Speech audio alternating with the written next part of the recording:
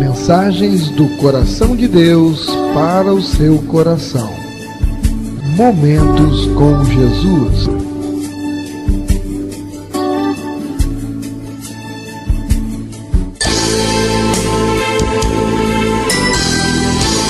Igreja Batista Novo Horizonte.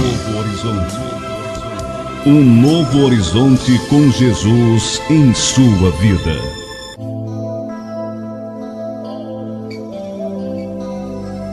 Porque a palavra de Deus é viva e eficaz, e mais cortante do que qualquer espada de dois gumes, e penetra até o ponto de dividir alma e espírito, juntas e medulas, e é apta para discernir os pensamentos e propósitos do coração.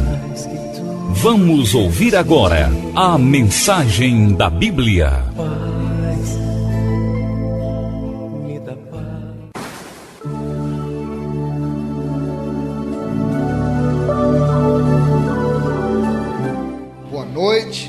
Saúdo a todos com a gloriosa paz do Senhor, amém?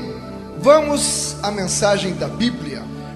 Deus espera o nosso mínimo para realizar o máximo. No livro de Atos, capítulo 12, Atos capítulo 12, os versos do 1 ao 18. Amém, Jesus? Atos 12, do 1 ao 18, assim nos diz na palavra do Senhor. Por aquele tempo, mandou o rei Herodes prender alguns da igreja para os maltratar, fazendo passar a fio de espada a Tiago, irmão de João. Tiago aqui então morreu, né? Logo no começo da igreja primitiva. Vendo ser isto agradável aos judeus, prosseguiu, prendendo também a Pedro. E eram os dias dos pães asmos. Tendo-o feito prender, lançou-o no cárcere, entregando-o a 4 escoltas de 4 soldados cada uma para o guardarem, tencionando apresentá-lo ao povo depois da Páscoa. Pedro, pois, estava guardado no cárcere. Mas ouça bem aqui, Mas havia oração incessante a Deus por parte da igreja a favor dele. Quando Herodes estava para apresentá-lo naquela mesma noite, Pedro dormia entre 2 soldados, acorrentado com 2 cadeias, e sentinelas à porta guardavam o cárcere. Eis, porém, que sobreveio um anjo do Senhor, e uma luz iluminou a prisão, e tocando ele o lado de Pedro, o despertou, dizendo: levanta-te depressa. Então as cadeias caíram-lhe das mãos. Disse-lhe o anjo: cinge-te e calça as sandálias. E ele assim o fez. Disse-lhe mais: põe a capa e segue-me. Então, saindo, o seguia, não sabendo que era real o que se fazia por meio do anjo. Parecia-lhe antes uma visão. Depois de terem passado a primeira e a segunda sentinela, chegaram ao portão de ferro que dava para a cidade, qual se lhes abriu automaticamente, e saindo, enveredaram por uma rua, e logo adiante o anjo se apartou deles. Então Pedro, caindo em si, disse: agora sei verdadeiramente que o Senhor enviou o seu anjo e me livrou da mão de Herodes e de toda a expectativa do povo judaico. Que o povo esperava que ele fosse morrer também, como morreu Tiago, né? Considerando ele a sua situação, resolveu ir à casa de Maria, mãe de João, cognominado Marcos. Esta Maria e este João, Marcos, é o Marcos que escreveu o Evangelho de Marcos. Pedro era amigo dessa família. Marcos, ele se criou convivendo com esta situação aqui. Esta Maria era amiga de Pedro, e eram lá na casa de Maria que a igreja estava reunida em oração constante. Então ele disse que, considerando ele a sua situação, resolveu ir à casa de Maria, mãe de João, cognominado Marcos, onde muitas pessoas estavam congregadas e oravam. Quando ele bateu ao postigo do portão, veio uma criada chamada Rode ver quem era. Reconhecendo a voz de Pedro, tão alegre ficou que nem o fez entrar, mas voltou correndo para anunciar que Pedro estava junto do portão. Eles lhe disseram: estás louca? E ela, porém, persistia em afirmar que assim era. Então disseram: é o seu anjo. Entretanto, Pedro continuava batendo. Então eles abriram, viram-no e ficaram atônitos.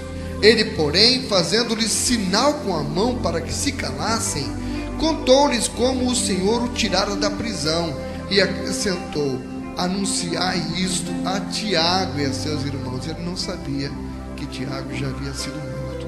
E saindo, retirou-se para outro lugar. Sendo já dia, houve não pouco alvoroço entre os soldados sobre o que teria acontecido a Pedro. Herodes, tendo-o procurado e não o achando, submetendo as sentinelas a inquérito, ordenou que fossem injustiçadas. E descendo da Judéia para Cesareia, Herodes passou ali algum tempo. Louvado seja o nome do Senhor. Oremos. Pai amado, Pai querido, a tua igreja aqui reunida em teu nome, Pai, te glorifica o teu nome e te agradece por mais esta oportunidade, Senhor, de podermos ouvir a tua palavra e nos alimentarmos do pão que desceu do céu. Em nome de Jesus, perdoa os meus pecados e usa-me, Senhor, conforme a tua vontade, para ser o portador das tuas palavras e não das minhas palavras. Vem, Senhor, e alimenta a tua igreja, em nome de Jesus. Amém. Amém, Senhor. Irmãos, Deus espera o nosso mínimo para realizar o máximo, mas Ele espera um mínimo da gente. A primeira igreja que existiu aqui, ela estava vivendo realmente um momento de avivamento muito grande. Pentecostes já havia acontecido e muitos eram os irmãos que vinham se juntar aos apóstolos, aos discípulos, aos membros da igreja primitiva. E realmente isto continuava incomodando os judeus, sacerdotes, porque eles viam ali como que fosse uma igreja concorrente, uma igreja paralela. E era realmente, era a nova aliança, era a igreja que o Senhor Jesus havia criado aqui na terra. E isso estava incomodando inclusive o governo da época, porque eles viam ali um movimento se formando e geralmente os governos tiranos, eles não gostam que o povo se organize. E aquilo começou a incomodar o governo. Nessa época aqui, reinava Herodes Agripa. Nós vamos ver ao longo da história que tiveram vários Herodes. Esse aqui já era o neto do primeiro Herodes, lá, o Herodes, que era Herodes o Grande. Na época que Jesus nasceu, reinava Herodes o Grande. Tentou matar as crianças, queria matar Jesus. Era este Herodes o Grande. Quem não sabe acha que esse Herodes teria durado muitos anos, mas não. Depois dele veio o segundo Herodes, e mais um terceiro, que já era agora nessa época aqui, que estava perseguindo a igreja. Era Herodes Agripa. Herodes aqui, queridos, ele representa Satanás. Por quê? Quem é que persegue a igreja de Jesus? Satanás. Então, essa figura de Herodes, ele representa Satanás. O avô tentou matar Jesus. O seu filho foi o que assassinou João Batista. Era aquele que a mulher pediu a cabeça de João Batista. Aí já era o segundo, já era o filho. E agora esse Herodes Agripa, ele já havia matado Tiago por decapitação e havia visto a reação dos judeus, que gostaram quando ele matou Tiago. Os judeus gostaram e ele entendeu, disse: bom, eu vou seguir perseguindo eles agora, porque eu vou cair mais e mais na graça desse povo que também não está gostando disso aí. Manda prender Pedro. Pedro estava lá na prisão e ele haveria de matar Pedro se, conforme nós lemos e destacamos no verso 5, a igreja não tivesse agido conforme Deus esperava. Porque às vezes, queridos, Deus permite determinadas situações, porque aquilo ali, a prisão de Pedro, pensa comigo, eles já tinham visto Tiago ser morto, e agora prendem Pedro, vão matar Pedro também. Aquilo ali fez com que a igreja se reunisse ainda mais fervorosamente num propósito de oração, de comunhão, de juntos buscarem ao Senhor. E não tem, irmão, força do inferno que consiga prevalecer quando uma igreja une-se e, reunida em nome de Jesus, esta igreja ora e clama ao Senhor, porque o Espírito Santo é derramado sobre aquela comunhão, e não tem força que consiga derrotar uma igreja unida. Agora imagine se a igreja não estivesse reunida orando. Os propósitos de Deus estavam, na verdade, se cumprindo. Primeiro, você há de ficar, por que ele permitiu que Pedro fosse preso? Tem tanta coisa na nossa vida que a gente fica perguntando por quê? Por quê? Não era o porquê, para quê? Para que ele permitiu que Pedro fosse preso? Para que a igreja se unisse mais ainda.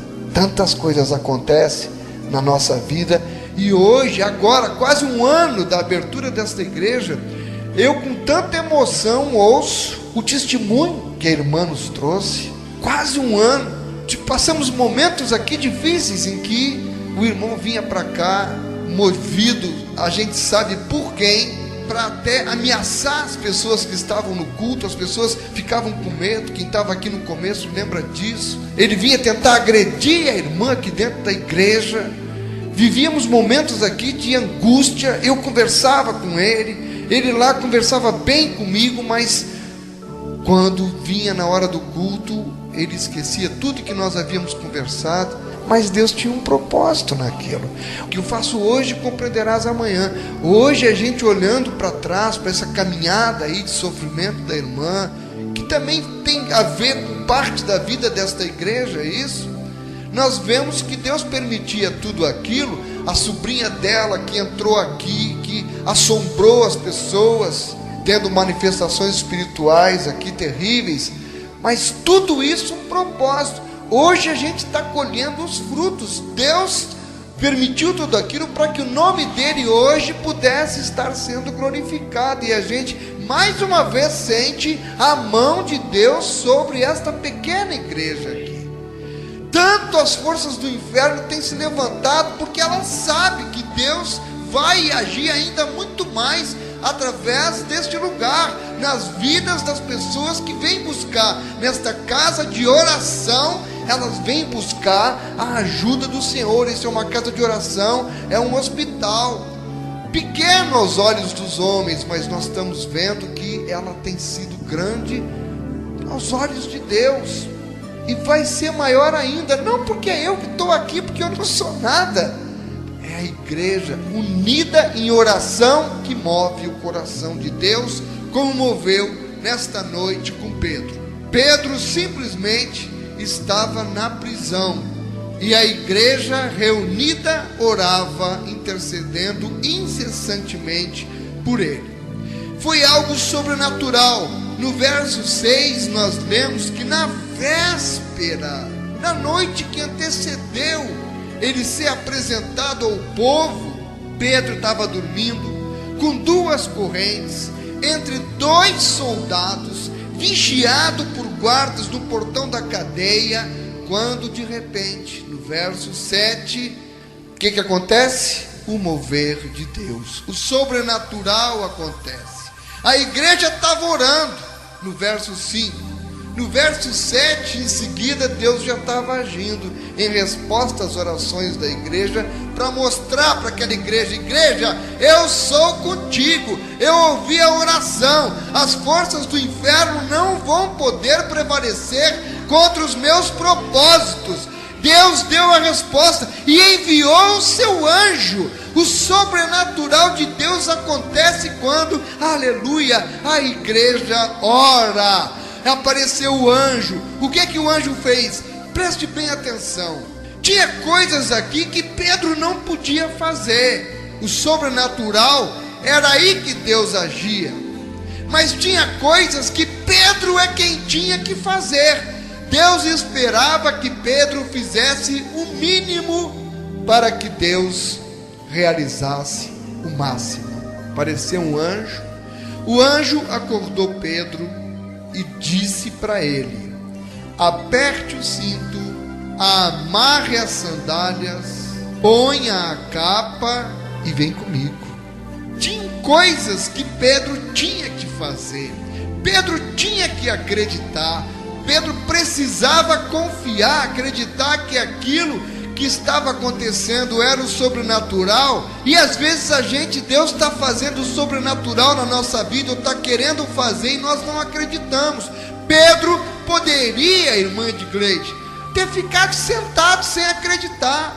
Pedro poderia não ter acreditado, olhado para as circunstâncias. Quais eram as circunstâncias? Ele estava preso com 2 cadeias. Ele estava preso com essas cadeias entre 2 guardas. Irmãos, tinha um portão de ferro, tinha mais guardas lá na frente. E Pedro acreditou. O anjo disse: aperta o cinto, amarra as sandálias, calça os teus pés, que você vai ter que andar, põe a capa, se revista e vem comigo. E ele estava liberto. Oh glória! Ele estava liberto. Foi o máximo que Deus fez ali naquele momento. Então eu pergunto: qual o mínimo que Deus espera para realizar o máximo? Considerando este texto, nós aprendemos nesta noite, primeiro, que Deus espera que nós oremos continuamente. Sem oração, irmão, sem oração, como ter comunhão com Deus? Nós queremos o sobrenatural na nossa vida, mas não buscamos uma vida de comunhão com o Senhor.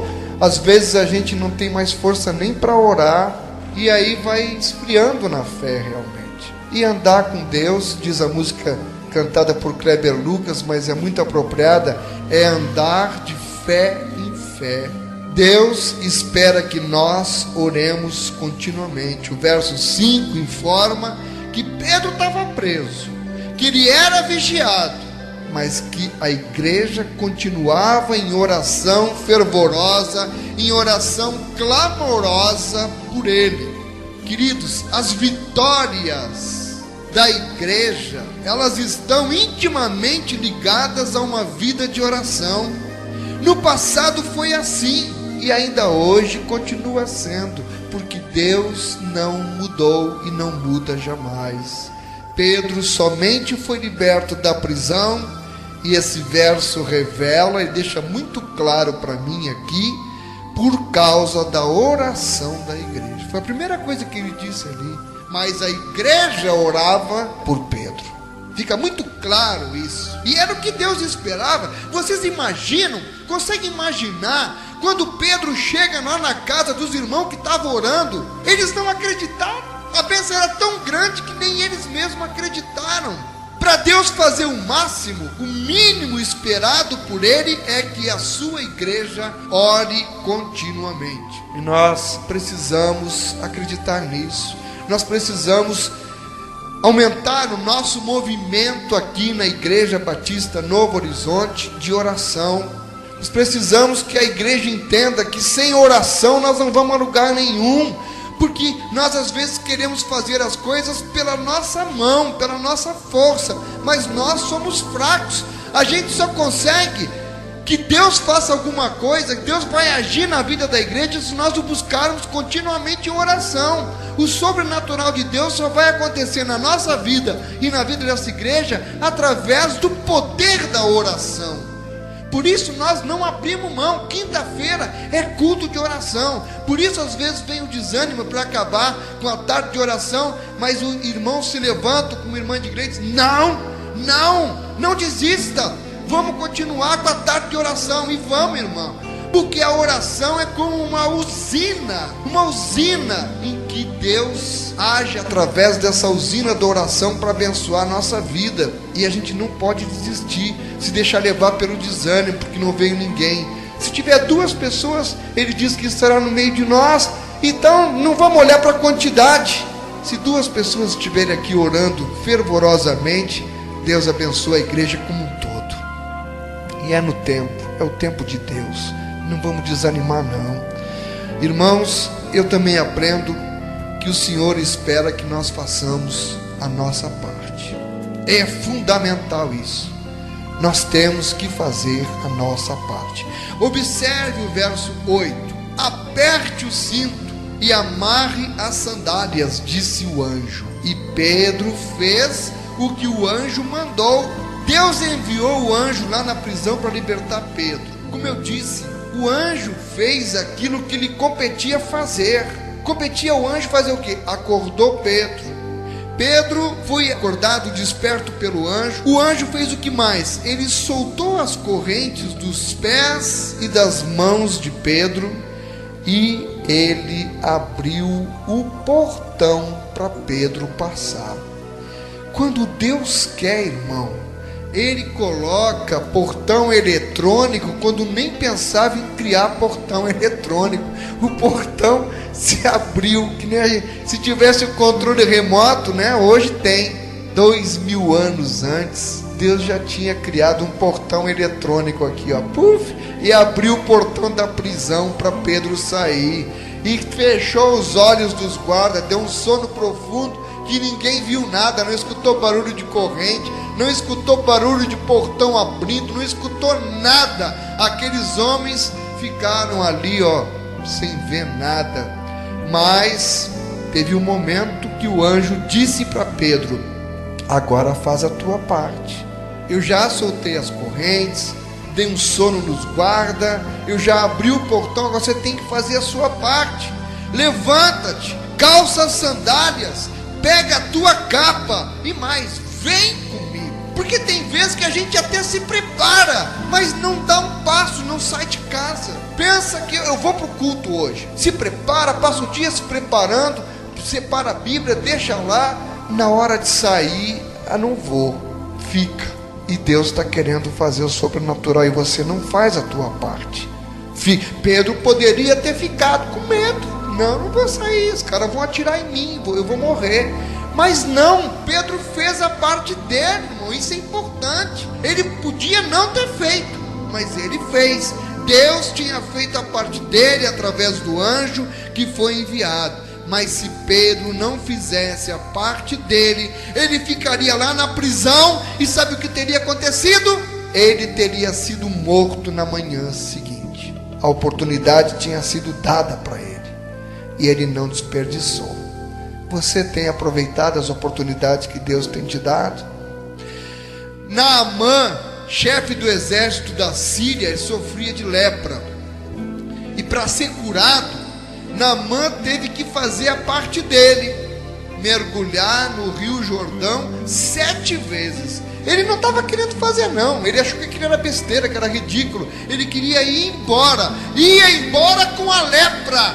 Ele voltaria com a lepra. Onde estava o segredo? Na água do rio? Não, estava na fé. Ele precisava fazer a parte dele. Se ele fizesse a parte dele, Deus faria com certeza a parte dele, porque o coração de Deus é movido pela nossa fé. E Naamã deu 7 mergulhos. Você já parou para pensar na cena? O cara incrédulo, não queria fazer, mas aí alguém disse: o senhor vai voltar, já que o senhor está aqui, faça. E algo mais forte dentro de Naamã moveu. 7 mergulhos, ele foi no primeiro mergulho, nada aconteceu. Não era para ele ter desistido, isso é besteira, estou perdendo meu tempo. Mas era 7, né? Ele deu o segundo, não aconteceu nada. O terceiro, o quarto, o quinto, o sexto. Esse homem tentou mergulhar, e eu acredito que deve ter havido momentos ali que ele se sentiu ridículo, como muitas vezes a gente se sente. ajoelhado, orando, uma vez, 2 vezes, 3 vezes, 4 vezes, não acontece nada. Talvez a nossa irmã que deu testemunho tivesse passado por isso, pelos 7 mergulhos. Quantos mergulhos ela deu e não tinha resposta, mas era preciso que desse o 7º. E quando Naamã mergulhou a 7ª vez, irmã Nevinha, quando ele saiu curado. Quantos mergulhos será que ainda falta a gente dar? Naamã perdeu a fé? Não, ele foi até o 7º. A irmã perdeu a fé, talvez tenha balançado, mas perseverou, acreditando, porque senão a irmã teria desistido antes. Mas perseverou, teve uma força muito grande dentro dela que a fez contra tudo e contra todos, contra todas as circunstâncias. Quando todo mundo chegava e dizia: não adianta, este não tem jeito, Jesus chegava e dizia: tem jeito, continua orando, continua perseverando. É essa palavra: continuemos orando, continuemos perseverando. Tem um momento que é o 7º mergulho, e Deus faz. A mulher que foi curada de hemorragia, a mulher conhecida pela mulher do fluxo de sangue, ela também precisou fazer a parte dela. Ela precisou ter a coragem de fazer a parte dela, de sair da sua casa, de vencer todos os obstáculos e finalmente tocar em Jesus. Quando ela tocou em Jesus, tocou diferente, que o Senhor disse: eu senti sair poder de mim. É essa fé que faz com que o poder de Deus seja transferido para mim e para você. Como a nossa fé é pequena, às vezes a nossa fé é tão pequena que é infinitamente menor talvez do que um vírus, uma bactéria, e ela precisaria ser pelo menos do tamanho de um grão de mostarda, mas às vezes ela é menor do que um vírus, que nem se vê. No livro de Atos nós lemos que o Espírito Santo veio sobre os discípulos, conforme a promessa de Jesus em Jerusalém. Contudo, no Pentecostes, eles tiveram que fazer a parte deles. Qual foi? Permanecer no cenáculo, orando, até que a promessa de Deus se cumprisse. Irmãos, o reino de Deus, ele será estabelecido na nossa cidade, ele será estabelecido neste bairro do Novo Horizonte, se a igreja de Jesus na cidade fizer a sua parte. E o mínimo que Deus espera é isto de nós, que nós façamos a nossa parte para Ele realizar o máximo na nossa vida. E eu aprendo também, por último, que Deus quer que acreditemos no mover do seu Espírito. Nós precisamos acreditar no mover do Espírito.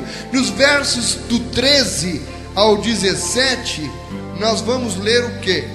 Quando ele bateu no postigo do portão, veio uma criada chamada Rode ver quem era. Reconhecendo a voz de Pedro, tão alegre ficou que nem o fez entrar, mas voltou correndo para anunciar que Pedro estava junto do portão.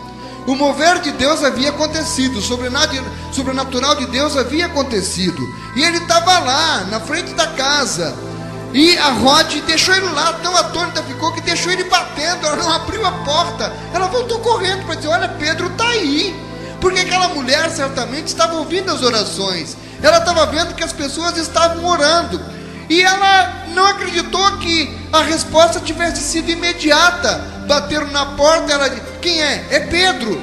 Pedro? Não. Ela voltou: olha, Pedro está aí. Ela não abriu a porta, impressionante, ela deixou ele batendo do lado de fora, e eles lhe disseram: tu estás louca. Ela, porém, persistia em afirmar que assim era. Pedro está lá, está batendo na porta. Então eles disseram, e me chama muita atenção aqui, é o seu anjo. Irmão, eles acreditaram que Pedro já tivesse morrido e o anjo tivesse ficado desempregado, portanto, e o anjo estava perambulando por aí. Não é Pedro não, é o anjo da guarda dele que está por aí. Eles não acreditaram no mover de Deus. Quantas vezes a bênção está acontecendo na nossa vida e a gente não acredita, deixa a bênção do lado de fora, porque não acredita que Deus já está agindo em nosso favor. Entretanto, Pedro continuava batendo, porque Deus não desiste não. Quando Ele quer abençoar alguém, Ele fica insistindo e batendo na nossa porta. Pedro estava ali, era a resposta de oração. Pedro era a resposta de oração. Será que a resposta da tua oração não está batendo na tua porta e você não está se dando por conta que ela já está batendo ali? É só você abrir a porta. Oh, irmão, então eles abriram a porta, viram-no e ficaram atônitos. É verdade, Deus responde às orações. O sobrenatural de Deus aconteceu. A incredulidade é um dos maiores problemas do mundo e dentro da igreja também. Veja isso, Pedro foi preso, a igreja orava repetidas vezes, porque a palavra diz que ela orava continuamente, mas quando Deus libertou Pedro, a igreja teve dificuldade para crer, e dizia, é o anjo dele, não é ele, é o anjo.